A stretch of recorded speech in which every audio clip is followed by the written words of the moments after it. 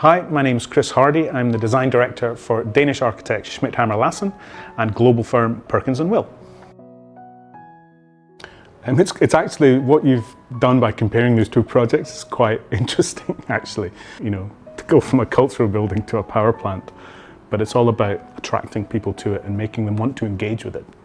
And so considering the scale of the project, we were always really keen to make it simple, to make it calm and have a sort of purity about it so that it stood out against this really messy urban backdrop.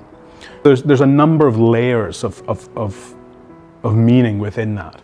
And one of them was the rock, and one of them in particular was jade.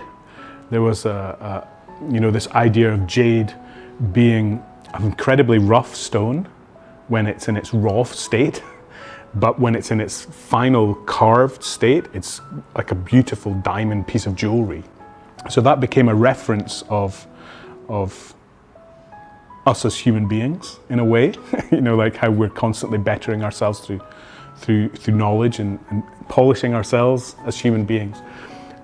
And when you looked at power plants before, they were very industrial.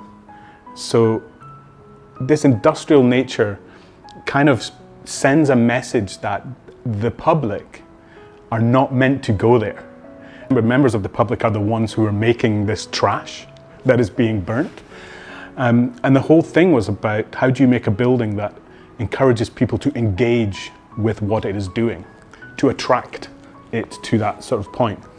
So in the same way as the library was trying to stand out through its clarity, the power plant was also trying to stand out through clarity. It was trying to get away from an industrial feeling. That's one of the reasons why it's orange. It's a sharp, contrasted color to its sort of green, natural surroundings.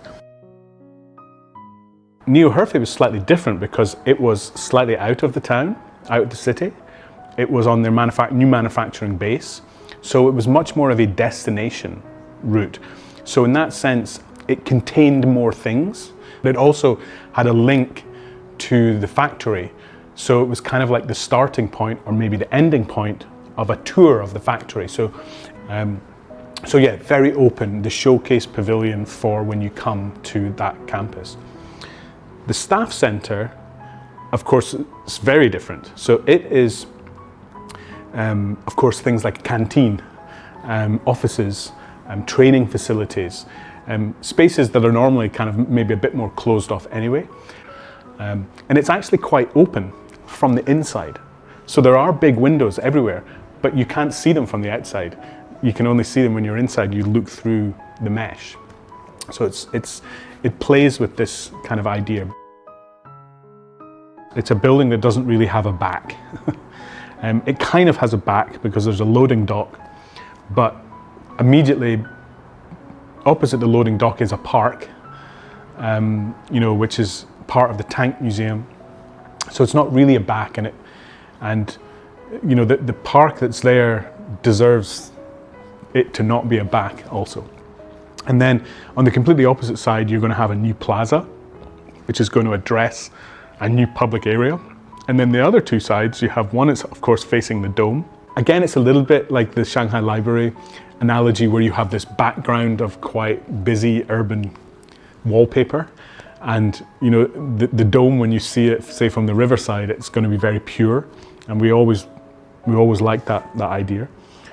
So it has to obviously have a dialogue with that. And then the other one is the waterfront, and that arguably is also a frontage. And then you have the fifth facade, the roof, very, very important. This is going to be a low building with lots of high-rise buildings looking down on it.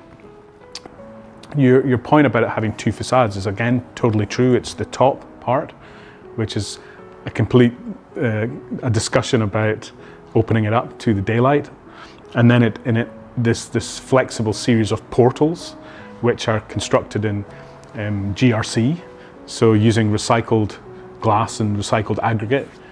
Again, it's a kind of homage to the cement factory that stood there before, to emphasize these big pillars. And one of the details you'll notice is the pillars, they stick out from the roof.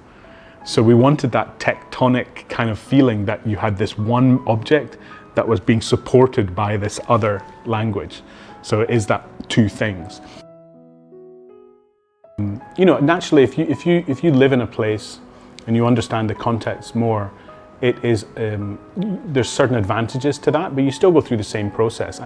But I don't think it's changed our design style. I think we still like the same things and have a certain approach, which is, we always say, is about material, it's about space, it's about light, it's about people. Like, it's only 4 things. It's not complicated. It doesn't have to be complicated. So I think, you know, we're all becoming much more aware of our impact, our footprint, our carbon footprint. I think we're a great believer in pushing for regenerative buildings. So not just sustainability, but regenerative. So the building should actually give back more than it takes, not just cancel and be net zero. It should be net positive, ideally.